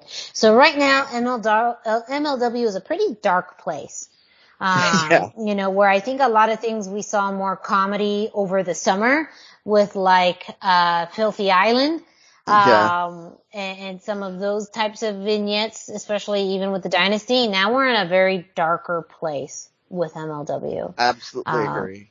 And like you mentioned, Brendan, it has also been announced that, Alex Hammerstone is going to have a team of his own to face Contra in the War Chamber, happening, I believe, in December. So we are going to have all the members of Contra versus Alex Hammerstone. He's already got his Dynasty co-partner there, Richard Holiday, and EJ Nanduka has also been announced as his as a member. So there's one spot left for him to complete his team, but we're also going to see more story with that. I do want to know, as far as how we ended the show, and that was with a promo from Injustice, furious on how their match ended with 5150. But they didn't even get to finish their promo because up pulled up Rivera, up pulled up Boogie, up pulled up Dr. Julius Stokes, and just beat the daylights out of Injustice in that parking lot. And they are not here to play games. They came here to win. So that was very adamant in this attack, and they just laid them out. So, what I really like about this is it's an inversion of what Injustice had been doing for like 2 years. So it's the tables have turned. Yeah. The tables have absolutely turned. But again, I think it's also a great way to have a balance of, you know, all of the storylines that you're doing, even if it is very brief. And again, I think Injustice, as you said, Brendan, have met their match with 5150. And now they're going to have to get creative. Does that mean they're going to add a third member to help, you know, balance things out? That is absolutely possible as well, which is very fascinating. But it does look like we're going to get a continuance of the storyline between Injustice and 5150. But that is this weekend. Go ahead. I'm just going to add, I'm adding to the hype pot here. Injustice did have a third member for a long time. They did. So that could be a big return happening, or they could be adding somebody new and fresh if they do go to a third member. Just you know, a little. I like to add to the hype pot here on this. MLW's really got my imagination going. Exactly. I think that's exactly what I just wanted to reiterate as well. MLW is very much a pool where anybody can show up. You know, and stories are evolving. Again, now that they have a lot more story-rich product, it really just adds something to the fact that they have already fantastic wrestling. Now they have a very deeper, you know, storyline, that seems to be threading through multiple, other stories or other aspects of MLW. So, it is very much making it must-watch wrestling right now. And again, it's all on YouTube. It's free every Wednesday night. So you can see MLW really at your convenience, which I think also makes it such an appealing product for wrestling fans. Yeah. There is live tweet events that happen when it first comes out. So those of you that are looking for more of a mutual shared experience, you can have that. Or you can be like me and you can watch it in the middle of the night while you're supposed to be asleep. Yeah, awesome. That's how I watch a lot of my wrestling too, honestly. All right. Well, up next we have CMLL news with Brendan. So just real quick, I wanted to cover a few things. We did have the Grand Prix de Amazonas. It's the last Friday, the 8th. So I'm going to cover the semi-main first, which was kind of an interesting match as well. You had Gran Guerrero, Templario, and Ultimo Guerrero in a 6-man or trios match against Místico, Titan, and Volador Jr. The Rudos won this one, with Ultimo Guerrero really coming off looking strong on it. He blocked La Mística twice. He basically, the way that they got the final win is he pulled a mask off of a guy, and did the cover up thing so they could get pinned. So they really are kind of building like Ultimo Guerrero and Místico into a feud, which could be interesting. And then you could probably see variations on that with Titan and Volador being involved with the rest of this too. So, that's why I wanted to start here. Could be a very interesting series of matches in the very near future, which is, all I've been hoping for out of CMLL for a while. Like, I won't just have a couple of good programs instead of, putting big names in spot matches. And then we had the Grand Prix de Amazons, which featured Amapola, Dark Silhouette, La Yarochita, Uvia, Marcela, Princesa Sugahit, Reina Isis, Avispa Dorada, Dallas, Momo Kogo, Sonia, Stephanie Vacker, Tsukasa Fujimoto, and Tsukishi. So all over the place. Those Japanese names you were hearing were coming from Ice Ribbon, although they're going to stay in Mexico for a while and do more programs. Some of the other quote-unquote international wrestlers have said they're staying in Mexico and they're doing matches. It was pretty much a standard tournament format. You had a battle royal where everybody was eliminated. That kind of determined what was going to, how the teams were going to work out. And then you had, Silhouette coming out on top on this one. Unfortunately for me, Avispa was eliminated very early,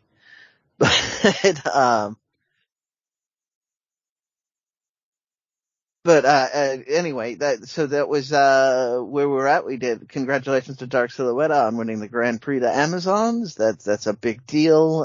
Hopefully they continue to do this match in future years, because I think that the women's division has just as much to offer as the men's division for this style of match. And I was super excited they got to do that.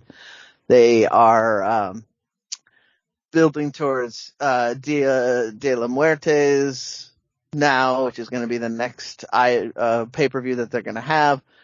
There were supposed to be more details out on Wednesday. I wasn't able to find any information on that, so hopefully next week I will have information on the build-up to our big end of the month series of matches. Also, last-minute news came flying in. Lucha Block announced that TJP is going to be traveling down to CMLL as a representative of New Japan Pro Wrestling. So, there's nothing about this that does not excite me. Like, this is good. TJP and CMLL, no matter what, is going to be good. If he's as the brand representative for New Japan, that means there might be other New Japan wrestlers going down there. So right? Yeah. That's the most exciting part. And it's interesting because of AEW being aligned with AAA, but also being aligned with New Japan. Right. Typically, CMLL won't do any business with people that do business with anybody they consider their enemy. Yeah. Right. So it's interesting that they're going forward, especially right now when they need them. They're going forward that New Japan partnership and expanding into Ice Ribbon. Like that's a strong sign. They're putting talent above pettiness finally. Yeah. And not cynically programming. Yeah. Yeah. Exactly. Well, and TJP is truly one of those, we talk about those Forbidden Door wrestlers where he's still an active member on the MLW roster. He's still, working with Impact sporadically. He's, working with New Japan. And so now adding this to the CMLL, as part, of his active work right now is truly, is as much as we've seen that cross promotion work, it's still truly very unheard of. For exactly that, with these promotions of what you were saying, Dusty, that partnership where CMLL just doesn't typically do this. Exactly. No, they're very notorious for being very fussy about who they work with. I'm going to put it that way. Like we've detailed some of it. I don't want to go too much into it because I always feel like I sound too negative on their dealings because I don't understand their perspective. But, it's a big deal. They seem to be putting business ahead of their personal feelings and moving ahead with a really exciting relationship that I'm glad to see continuing. That's all I've got on CMLL. So unless you guys have more thoughts on this thing here. No, and that's why you gotta listen to the Lucha Central Weekly podcast so that way you get the latest information that's going around in the world of Lucha Libre. Up next this week in WWE, we have a little bit of the aftermath of the draft, and really some, what you need to know from SmackDown and, I believe main event. Yeah, there wasn't much on Raw, but on SmackDown we had Sami Zayn. He defeated Rey Mysterio in one of the qualifier matches for King of the Ring. And we all know Sami isn't going to go to Saudi Arabia. Like, I don't want to be, kind of pulling the curtain back here, but we all know that's not going to happen. So why not let Rey Mysterio get the win on this one? Like, he looked so good in the match, and he wrestled better than he's wrestled in quite a while. And I just wish they had give this one to the Lucha fans. I started to mention it during the NXT thing. Anything that has a Lucha feel to it, it seems like WWE is very cold on right now for whatever reason. And Rey Mysterio's booking, Dominic's booking, they're no exception. Wasn't a big fan of this match. However, a small exception, something I was a big fan of, Zelina Vega defeated Toni Storm. Yeah. Queen of the Ring. Like, holy cow, Zelina wins. This is only her 5th win in WWE, so any win for Zelina, especially in a singles match, is a happy win in my book. And not only that, but she got a win over a competitor like Toni Storm. I mean, Toni Storm is a really strong competitor, does a great job, great in the ring. They looked so good together, and the win is a real feather in Zelina's cap. I'm just as pleased as I can be that she's getting a push, no matter how big or small that may turn out to be. She's going to face Carmella in the semifinals. I think this could oddly be a very exciting match. I mean, they've both got a lot to prove, and we've seen Zelina can do pretty fantastic things if they give her a chance. And I feel like this could be a match that really surprises and wows a lot of people, or at least opens their eye to Zelina Vega as a more upper mid-card, if not championship quality contender in the women's division. Yeah. I do have a couple points on this one as well. That's my thing this week. I'm just gonna butt in the factoid. Sorry. I like it. You're a historian and the fact guy of the group. That is also true. The matches have all been short. That's been the biggest complaint. Like, all of the matches this round took less time than the introductions for the men's round matches. So my expectations are a little low on how much we're going to get for that next week worth of matches. But it is And then also, like, this show and its followers are probably the only ones in the world that were happy that Zelina got this win. Yeah. That's Yeah. that's true, but ultimately too, I had a very interesting discussion about this. I'm just gonna plug the hashtag Miranda Show on Do it. thechairshot.com because we Hashtag talk Miranda. exactly about this whole bracket for the Queen's Crown tournament, and ultimately it was surprising to see, you know, the fact that Liv Morgan and Toni Storm didn't advance. But when you look at the bracket in its entirety and you look at your final four, I'm thinking the winner is going to come from the other side of the bracket. Either they're going to go kind of the comedy route with Doudrop, or they're going to go the badass route with Shayna Baszler. Now, Yeah. so that means you don't want to necessarily have a Toni Storm or Liv Morgan lose, you know. Not in the finals. Yeah. Yeah, This- not in the finals, you know, maybe getting them out early so that way they're not completely destroyed by Shayna Baszler, Right. you know, or Doudrop, you know, or even that too. But in some ways it makes sense that you have Carmella and Zelina because both of them would be strong, kind of even like veterans to come into the finals. And would be great as opponents for whoever they face on the other side.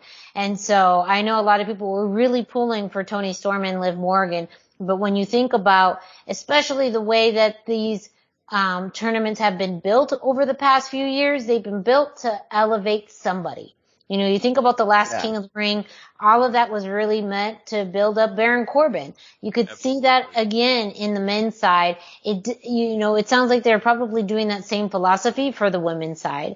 And so when you think about it in that perspective, which we talk about on the hashtag Miranda Show, it makes a lot more sense. But it also is good for Zelina and for Carmella to get to this level because, you know, it does show that their capabilities on their brands and as talents and as, you know, women that you have as good wrestlers that you can plug in any situation. And I think that is very underrated and undervalued of them.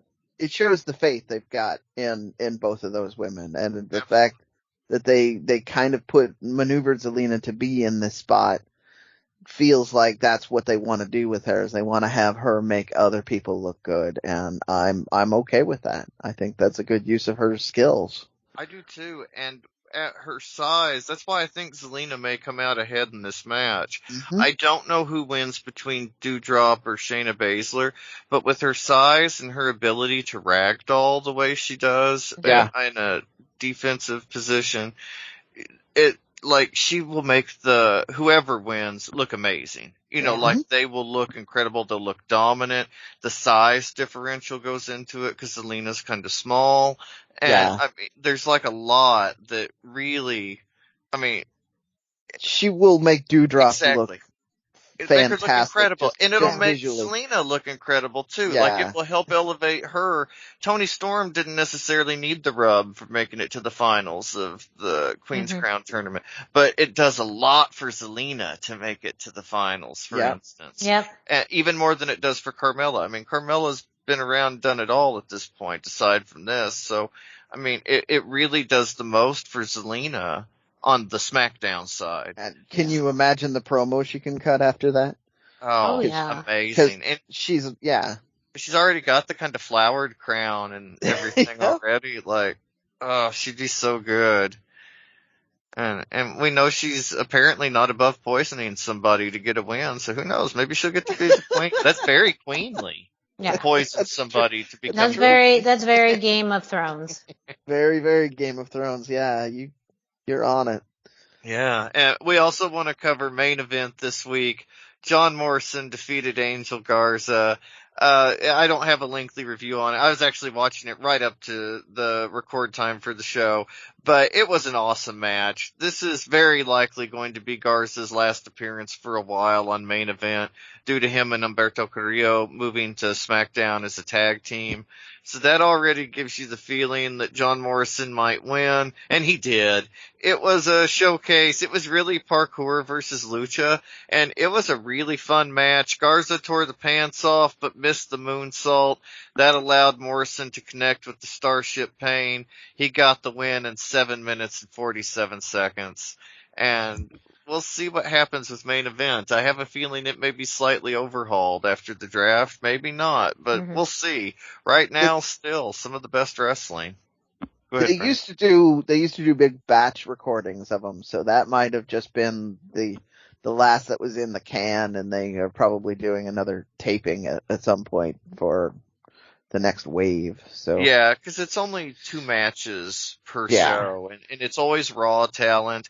It used to be Main Event was Raw and Superstars, I believe, was SmackDown. But then we got 205 Live, which was awesome for a while, but now 205 has a lot of, I don't want to say random because they're good matches, but they're matches you would not expect for 205 Live. Like, it's got everything now. Yeah. 205 Live is truly the melting pot because you have some NXT people in there. You have people that you don't really see on SmackDown. I'd say it's like an extension of NXT at this point. Yeah, it's more of the developmental product at this point. But it's also very interesting in a way. I enjoy watching 205 again for the first time in quite a while. So we'll see what comes of it. I would love to have some kind of SmackDown Raw hybrid show, but I think if that happens, they'll tape 1 match before each show for Main Event. So we'll see.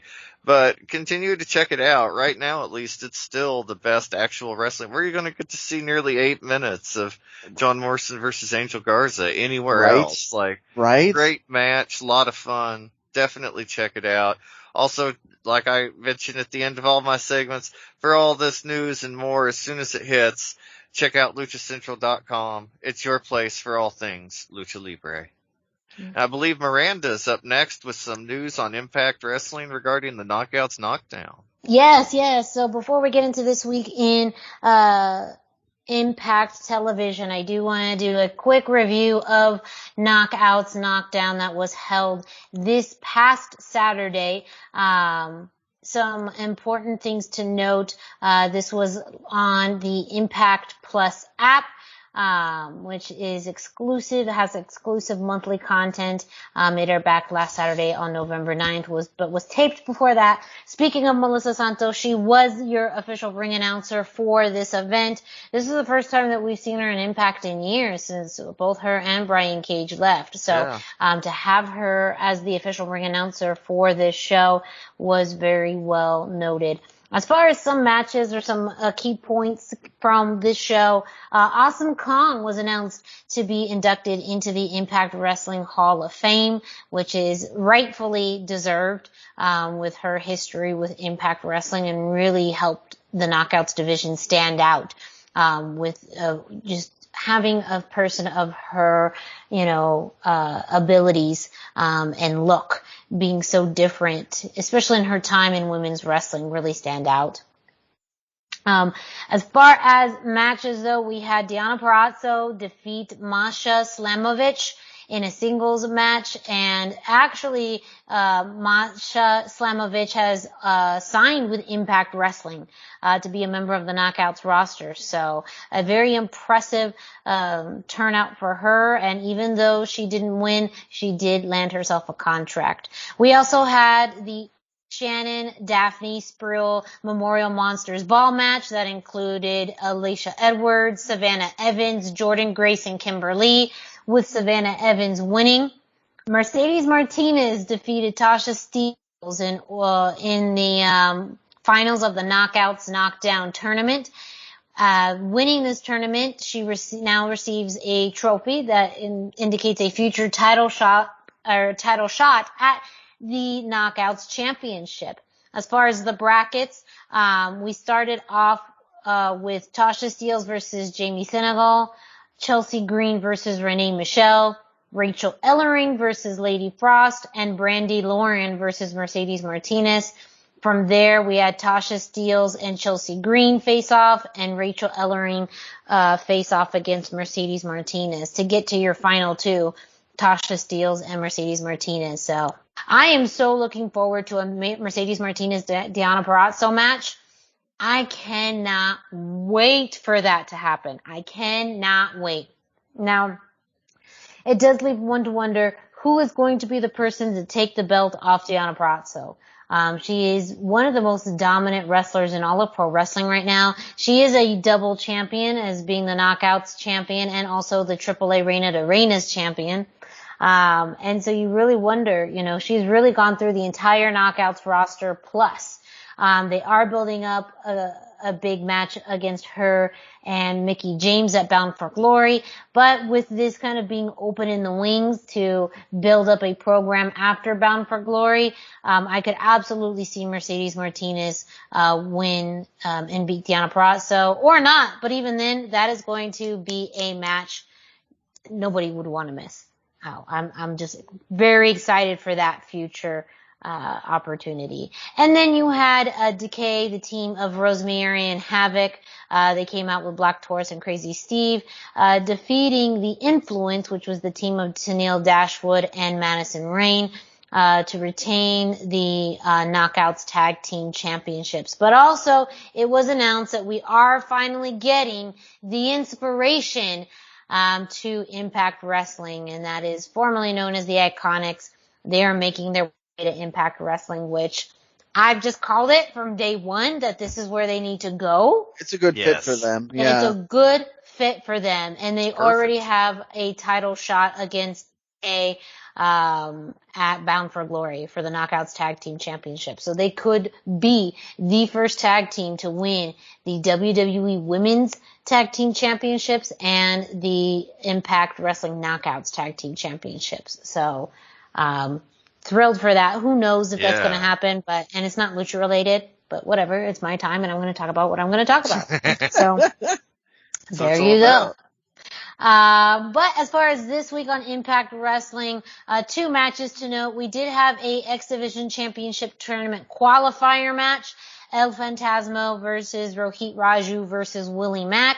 And in that match, we had El Phantasmo win. So he is moving along into that, and he's actually going to be part of the 3-way that is scheduled for Bound for Glory. I'm going to take a moment to just double check and make sure who's all in that. But also this week, we did have another kind of lucha-oriented match. We had VSK versus Rich Swann. VSK is kind of a protege of Brian Myers, and Rich Swann came out with Willie Mack, in which Rich Swann won with the Phoenix Splash.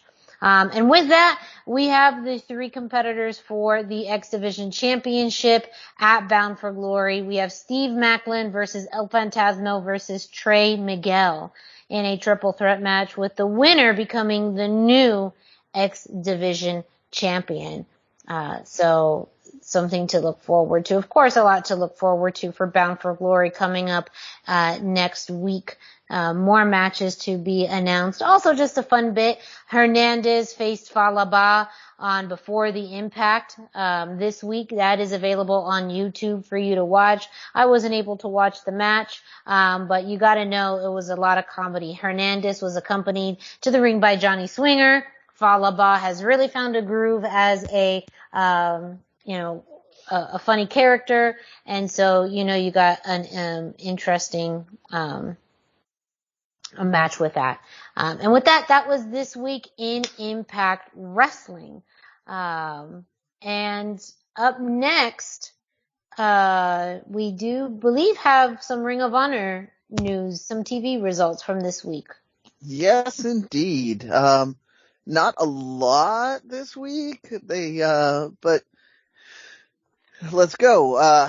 We had the first match had SOS in a tag team match. This was not at all lucha related. However, at the end, LFI came down. There was a bit of a stare down, And then the two had some words with each other, and ultimately it resulted in a challenge.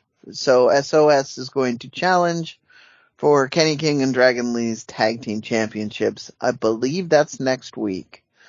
They want to do it at some point. I saw a graphic that looked like it was next week, but that was our opening match. Then we had the first of the three-way matches for the women's division. This one featured Miranda Alizé, Willow, and Angelina Love. Unfortunately for Lucha fans, Miranda Alizé did not advance this time, but she looks like she still has a lot to say to Roxy, so I don't think she really needs to win this match to get a match with Roxy. So I think we're going to see more of that program. They kind of alluded to that during a lot of this match and the backstage segments. And then our main event had the tag team of Bandito and Rey Horus against the original Kingdom, Matt Taven and Mike Bennett. What was interesting here was that OGK did come out with the win on this. Rey took the pinfall and not Bandito, so we don't have any clear-cut world title contenders, but it seems like they're kind of elevating them to do that. Like either Taven or Bennett might be challenging Bandito in the near future based off of this win and this kind of programming. So that was our TV results. Next week, like I say, we should have the tag team champions in action, whether that's for the tag titles. I was less clear on because it's just a quick flash graphic. And they are planning on they're building towards a pay-per-view in the next few weeks, which will have that women's title match, but they've also announced they will now have Final Battle in Baltimore on December 11th, and that will be a pay-per-view with fans. That's one of the reasons that came up. So that is kind of exciting news too. We're back to having fans at ROH events, the big ROH events, which really makes them more unique and fun. But that's my ROH news for this week. Hopefully we have a bunch of news next week. And do you have something additional before we head out? So I've been, as people know, I've been following things on Twitter, and tonight, right now, the Defy is in LA, and they seem to be putting on a heck of a show. So I will definitely be having results next week on the Indie Roundup for that. And then while I'm here talking about that, next week I will also be going down for PCW Ultra, which will be on Friday. So it will be an awkward place as far as the taping goes. So you'll hear me hyping it up next week, and then I will be live tweeting on Friday. So Defy going on right now. There's a barn burner going on, and then we're going to have more stuff. So just wanted to hype the Indie Roundup a little bit more while I was watching all of these results come down the line. Yeah. I mean, big news with that, Rocky Romero was added to the card at last minute due to replace Calvin Tankman to go up against Eddie Kingston. Yeah. What? Yeah. What? Rocky Romero versus Eddie Kingston? Yeah, What? it's in LA, so I can't see it yet. Defy has a really good streaming option, so I will be watching that as well. But yes, that's why you gotta listen. That's why you gotta listen. Our own Viva Van is also on the show. I say our own, but so cool. Yeah, she is wrestling Sandra Moon tonight, who is the FSW Women's Champion. And there's just a lot on that card. Daniel Garcia versus Christopher Daniels. I believe, is this the one? Yes. Also, Mecha Wolf and Bestia 666. Yes. Are on that card tonight as well. So, so much on that card for Defy that definitely you're going to want to listen to next week's show for results on Defy. And again, too, even after that, PCW Ultra next Friday, October 22nd in the LA area as well. Tickets are still available if you want to make it out there. Again, you have a big match in War Beast versus Rivera and Boogie. Danny Rivera and Slice Boogie. That's going to be a fantastic match. Yeah. And, much more. Alex Hammerstone is also going to be, wrestling, against, Alex Kane from MLW. This is someone that Court Bauer has really put over the past few weeks. And someone that, definitely can give Hammerstone a run for his money. Also, Viva Van will be on that show, wrestling Ruby Reyes for the Ultra Women's Championship. And they are now going to be crowning a new Ultra Light champion between Jay Vidal, Class, Matt Vandegrift, and Lucas Riley. 3 out of the 4 competitors are people I've announced for and absolutely adore. So that one is one I'm really keeping an eye on myself. But that and much more at PCW Ultra. Make sure to follow both Defy and PCW Ultra on social media to get the latest on all of their upcoming events and match announcements. And make sure you stay tuned to the Lucha Central Weekly podcast over the next few weeks for us to cover them and everything that we just talked about this week and more. So thank you all to listening for this week's episode of the Lucha Central Weekly podcast. Please visit luchacentral.com, your centralized place for all things Lucha Libre. We have covered all of the shows as far as WWE, AEW, and NXT for match results. And, of course, you'll have some AAA, CMLL, IWRG, that happens as they are available. While you're at it, go ahead and follow Lucha Central on social media at Lucha Central on Facebook and Instagram, and at Lucha Central on Twitter. At LuchaCentral.com on Twitter. The YouTube page is also available with hours and hours of exclusive content, including interviews and matches. And, if you're in the mood, why don't you go and follow us on social media? Dusty, can you let our listeners know where they can find you? Yes, I am on Facebook at facebook.com/Dusty Murphy, and I am on Instagram at Dusty Murphy. And Brendan, where can our listeners find you? I am 321 T-shirt guy. That's the numbers 321, and then spelled out T-shirt guy. And I'm on Facebook, Instagram, and as we discussed, I'm on Twitter. So find me, send me your indie matches. And me, Miranda Morales, you can find me on Instagram and Facebook at the #Miranda, hashtag spelled out. If you are listening to this through your favorite podcast streaming platform, that includes iTunes, Spotify, Google Play, Podbase, Speaker, and much more, don't forget to subscribe, rate, and review. Subscribe to get notifications every time a new episode of the Lucha Central Weekly podcast drops. Go ahead and leave us a 5-star rating, and feel free and leave us a review. Let us know what you like about the show, what you may not like, topics we've covered, things you think we should cover more, and everything in between. You can also do the same thing to us on social media and let us know what you think of the show. And with that, we'll be back with you next week. So for Brendan Barr and Dusty Murphy, I'm Miranda Morales. Thank you all so much for listening, and we will be back with you